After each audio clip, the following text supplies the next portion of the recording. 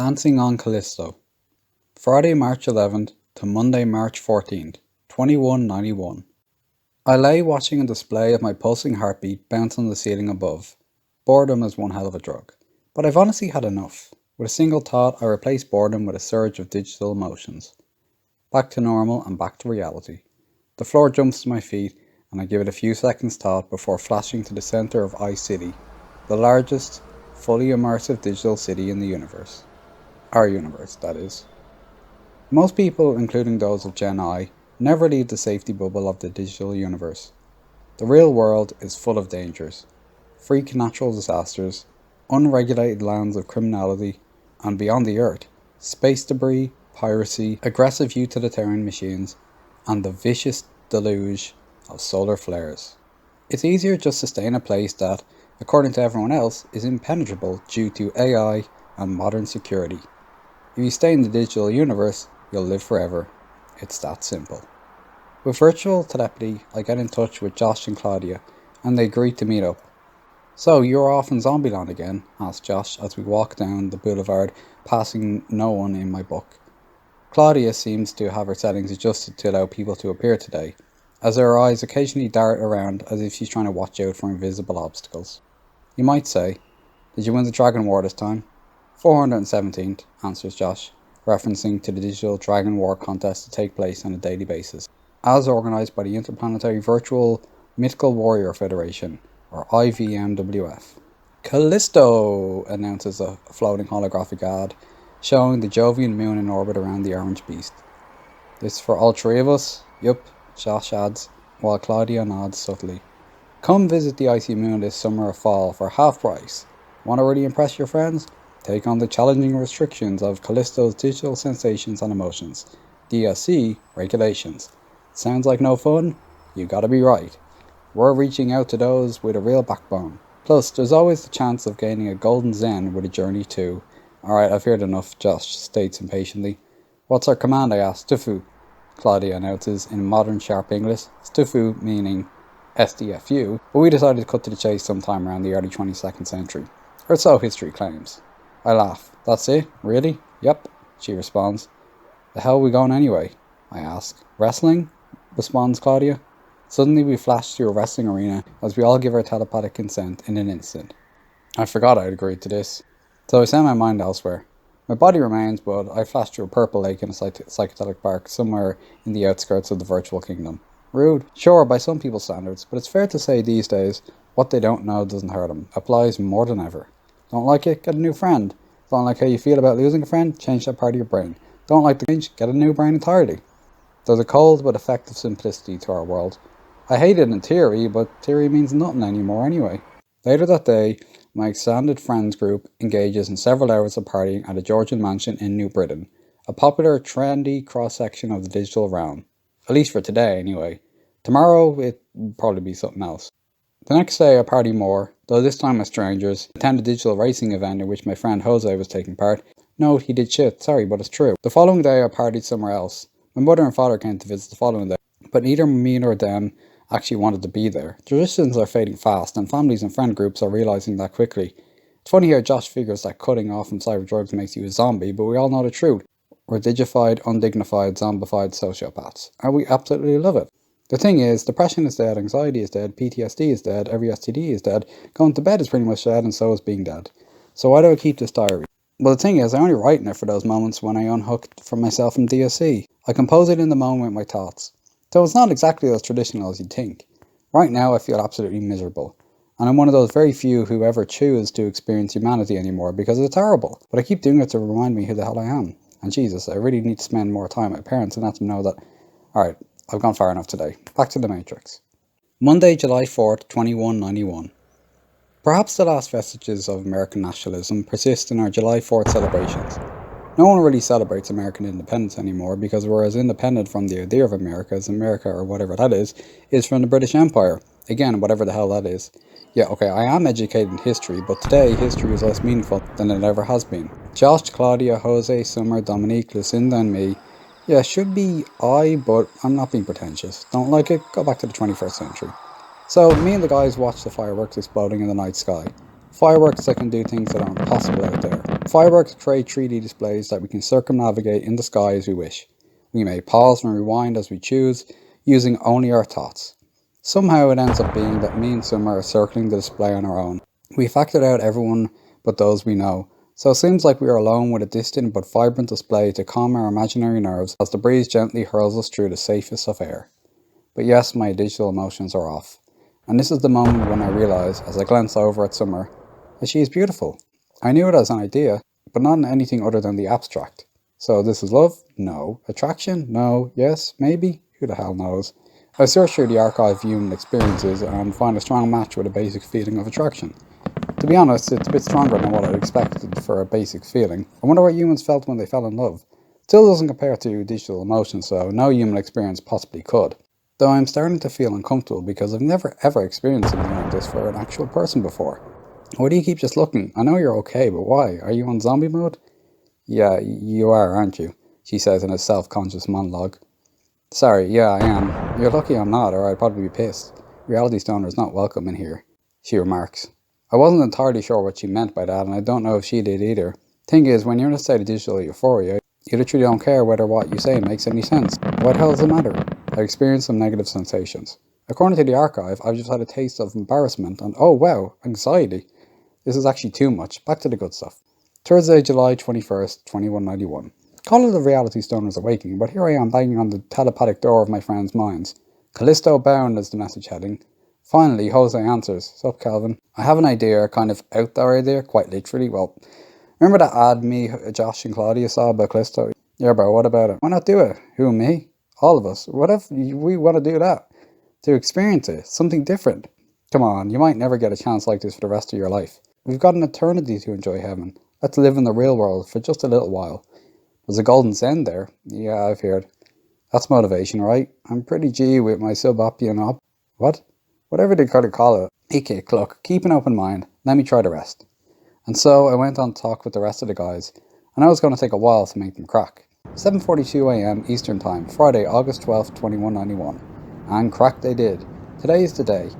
Me and the gang are Callisto bound, but trust me, no one is bound to their chair with chains. Freedom lives among friends, particularly when one is pushing against the norms, as I have. I'm not showing any frustration either. At least for now, Callisto Spaceway lets you use their onboard digital network system so you can keep experiencing euphoria all the way to the stars. Well, not quite, at least until you get to mid-Callisto orbit after you pass through the inner Jovian gravitational sphere. I am next to Claudia and Dominique. Man, I'm still hating these graphics. Look at the scene in front of me, he complains. Wait till we reach Callisto. That's when the good stuff hits. I state, referring to the automated regulations of Callisto. So why the hell is Callisto so anti-digital emotions and anti-digital everything? Well, the thing is, Callisto is sort of like the United States of space colonization. Religious outcasts and other people on the edge of society headed out there this century. And now they've got some of the most conservative laws when it comes to technology in the solar system, particularly in the case of digital euphoria and post-humanism. The journey soon began. No one seems particularly worried as we take off and shoot into the actual sky. Except for me, that is, because I went out to safety net of digital emotions. They say some people used to take Xanax or alcohol to cleanse their nerves when they were flying. Okay, this is actually a lot. I'm turning my reality gear back on. Oh, sorry, this is too much. I can see the actual clouds approaching for crying out loud. 12:15 p.m. ET, August 12, 2191. We're cruising between Earth and Mars. It's dark out, but there's a beginning of stars in every direction if you take a look outside one of the windows. But the rest of the passengers, including my co, are phasing out their state of digital emotions gradually. For the sake of their sanity, I guess. Everyone was enjoying the natural thrill of the roulette table. 29, shouted Lucinda. 6, shot out another voice. Satan 6, added the croupier. The wheel continued to spin on its own accord. He dropped the ball. It ran circles around the table, and for a moment my heart seemed to jump with warmth as I recalled the Indie Day celebrations when me and Summer were flying around the firework display. I instinctively glanced over to her. She was watching mesmerised at the roulette table. She caught my eye and we both looked away. 26 black, declared the croupier. Ah, shit, Lucinda cried. And it kind of went on like that. My mates lost 70% of what they bet. Welcome to the real world, I guess, where you lose more than you win. Fun. 1:59 p.m. ET. Suddenly, a bodiless AI humanoid voice announces, Ladies and gentlemen, you are very welcome to Calfacula IS. As you are already aware, there are many limitations in place on your technology. I notice it too. This gets a chuckle out of some of the passengers. It is minus 116 degrees Celsius, or about minus 176 Fahrenheit. Not that that means shit to any of you. I let out a short laugh at that one. That surpassed my expectations just a tad. You are now in the tourism and clubbing capital of Callisto. You can still visit our site if you've got any questions, and our bot will be there to help you every step of the way. Enjoy your time here, and please be respectful of the locals. Enjoy. 3:45 PM ET. It isn't long before we're walking the streets of Callisto. This is so weird, I can feel my legs non-stop, complained Dominique. Yeah, you sure this is going to be fun? Asked Josh. I leap ahead and turned around theatrically to the guys. If we get our hands on the Golden Zen, it will, I answer. The Golden Zen, yeah, it kind of is a bait to get these posts to agree with me. Okay, I'm post-human too, but they've probably bought into every single damn aspect of the ideology. Golden Zen is a digital object. If you can find it, then you get access to a year's supply of X-grade digital euphoria, which is a class of digital euphoria that only the richest can afford. So how the hell did it end up in Conservatopia? Well, stranger things have happened, but it's basically part of a trade/peace deal between Callisto and the post-humanist scum, as the Callistonians would say, of Enceladus. It's a funny world, alright, or rather, funny worlds. We take turns deciding where to go. Our go-to spots today include clothes stores, old tech stores, a fast food restaurant, and a local park. Somehow I find myself sitting on a bench with Summer watching the guys play a game of football with some tourists. So what do you think? Summer asks. What do you think of it all? It's alright. The trees are real, right? I mean reality itself. Well, some of it is virtually identical and other parts are actually less impressive. Particularly those seats in the plane, like what the heck? Yeah, Dominique was saying. I don't know. I don't have any issue with it. I'm a bit mad though. She glanced at me quickly and reassured. Not at you, it's just the come down. Well, this is the madness here, living in the real world like it should feel human. It's kind of scary, you know? But fun, no? Not yet, no, she responded. But we've got clubbing on the cards tonight, right? Right? We do indeed. Good. If that goes well, then maybe I won't kill you, she jokes. That was very human of her. Perhaps they too will start to become more human the longer they spend here. I mean, look at them playing football right now. They never do that, not with a real ball and the good old laws of physics. 9:45 PM ET. We're standing outside a club in a queue. Yes, that antiquated concept of a queue. The impatience is obvious. No one is even trying to be kind or hide it in any way whatsoever at all. I've heard at least 8 people curse while demanding to know when the queue will move faster. The thing is, it doesn't. But bit by bit, we snake our way to the front door till the security finally scans our, checks our data, and lets us in. See, the thing is here, they're paranoid of post-humanist and utilitarian terrorism. Even though the spaceport checks are enough to ensure that no one's getting any weapons into here, especially not nukes. Also, if you had a nuke, why would you go into a club when you could just set it off wherever? But hey, Callisto isn't known for its logic. Inside, real music that everyone has to hear at the same time is blaring from several speakers. Don't like the volume? Tough luck. It's mostly AI-generated club music, and it's pretty generic stuff, not exactly my cup of tea. Myself and the guys make our way to the bar and order actual alcohol for the first time in our lives. So what are you guys having tonight? Asked the bartender. Alcohol? Yeah, got that. What in particular? He follows up. With a little help from our Callistonian friend, we make our orders. I went for the Volcan Rocks, because we're not. I make sure that we all agree to clink our glasses together as if it's the year 2050. Here's the big human, I say, and we toast to it. Soon enough, as our journey mandated, we got up and danced the night away as people once did. We got drunk for the first time in our lives. No doubt it was pretty boring compared with the most elementary DLC experiences, but hey, this is what it's like to be human, so I'll go with it. Though we all have fun and interact on the dance floor, and some strangers engage with us too, eventually it ends up that it's just me and Summer dancing together. The others are, well, I've actually no fucking clue, and it doesn't really matter right now. I'm beginning to wonder if she's curiously experiencing something like I am. It's fun, it's nice, and she really is beautiful. But let's pause for a moment. Not literally, of course, because this is real life, but there's a certain pain in this. I'm experiencing undoubtedly strong and human feelings towards her. She's not one of the many fancies you can just visit on demand in the digital world. She's a real human being, and yet, how can I pretend that any feelings that I felt in Callisto are but a whisper of the intensity and more awakened sensations offered by DSE?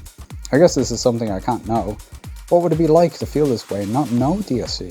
It must have meant a lot more to people in the past who experienced feelings like this. Without DSE, you can't even amend your mind to not see the tragic loss when you live without DSE. It's not an option, and Jesus, maybe that's for a good reason. In that moment, I think I realised something no one could in the digital realm. Are they controlling our thoughts? Is it even possible to think of this back on Earth? I'm so drunk right now. Okay, she is so beautiful. She is, and we're kissing. We are making out. I've never made out with a real person before, and I don't think she has either. Let me just experience this now. 5:13 p.m. ET, Tuesday, August 15th, 2191. Time to go home. The guys and I, yes, I've developed a better appreciation of grammar now, especially after chatting with a writer and reader by the name of Dimitri Gilson. As the vacation went on, I learned to appreciate the old ways more and more. But ultimately, we're going home. Summer and I, well, we didn't really talk about that night. It was special and more happened than I care to add here, but in the end of the day, we are not human. Not anymore. The spacecraft takes off and we are en route for Earth. 10:49 a.m. ET, Wednesday, August 16th. We're almost past the orbit of the moon now and near our final approach. I had spent much of the trip engaging with the guys, enjoying the entertainment, amusements and offers on board, but I'd also spent some time thinking more on the sadness I felt, knowing that real feelings for a real person could not compare to DSE. But now I was questioning whether the intensity of the feelings alone were such an important measure. They felt like they were. But is that you? Suddenly a great flash of light blinds us in a moment of sheer horror. Screams fill the cabin. DSE keeps me calm as the thought crosses my mind. We're going to die. And yet, a moment later, we're very much alive. What I see is nonetheless clearly a wave of death. I see the Earth breaking in half, with gigantic explosions detonating all along a line that appears to be bringing about the end of days. Then another explosion, and the Earth itself turns into a giant debris field of the final frontier. Oh my god, our spacecraft slows down, rapidly turns around, and we are suddenly jolted back into our seats. The G-forces are absolutely immense as we shoot sharply into the interplanetary void. The Earth! That was the Earth! Cries Dominique. Then it hits me that most people are either screaming as much as they can under such exertions of force, or flat silent. What do we just experience? 11:15 a.m. ET. Finally, the craft has slowed enough for us to properly communicate. I go online and as I turn on the news, I hear Jose remark, "It really is gone. They blew the whole thing up." Sunday, October 23rd, 2191. My parents, my family, and many acquaintances were among the 11.4 billion post-humans wiped out in a vicious and evil anti-matter attack by the lunar utilitarians. With the exception of Mars, the inner solar system is now ruled by those brutes. The guys thanked me day after day for their loss, even if we now spent almost 2 months in a heartbreaking reality on Callisto, in which we've been forced to mourn for the loss of our loved ones. Pain like I never knew was possible has tormented my soul for these past 8 weeks. It has been death. Anxiety is alive, depression is alive, but I am lucky to be alive. I give thanks to the Callistonians, however. Our visa was extended indefinitely, as was the case for any Earthlings without dual citizenship for an unaffected territory. It's not going to get much easier anytime soon though. 10:16 a.m. Saturday, June 2nd, 2192. My friends and I have grown closer than I ever thought possible. To be honest, before 16/8, I thought our friendship, like most, were doomed. The individualistic, indulging Earth seemed an inevitability. And now, there is no Earth. We have helped one another through these very real and raw painful emotions. However, we did beg the Callistonian authorities at first in the form of protests and petitions to let us use DSA to get through our suffering, but they wouldn't allow it. They insisted we had to experience the suffering of humanity if we wanted to stay, and so we did. Call Fakula is our home, and with it, DSC, as I knew it on Earth, is becoming a fainter memory. With it, everything else in the real world feels, well, more real. And that is perhaps partly why I'm about to do what I'm about to do. Well, after I make my breakfast, that is. 11:12 a.m, Saturday, June 12th. Summer and I meet up as planned for a nice walk to the local college stadium, where Jose is playing as part of the West Call Fakula D-side football team. We get chatting, the usual sort of chats about the usual sort of stuff. And then I abruptly decide to go somewhere I've never gone before. Hey, listen, you know that place Harrison's? I was wondering if maybe if you want to, I'd like to go there sometime for a bite to eat. Like, for a date? She asks. Yeah. Okay, why not? And if it doesn't work out, we can try some dating sites. Dating sites? We get moving again. They still exist, remarks Summer. Oh yeah, yep. Mostly for people born in the 20th and 21st centuries, though. Funny, right? She adds.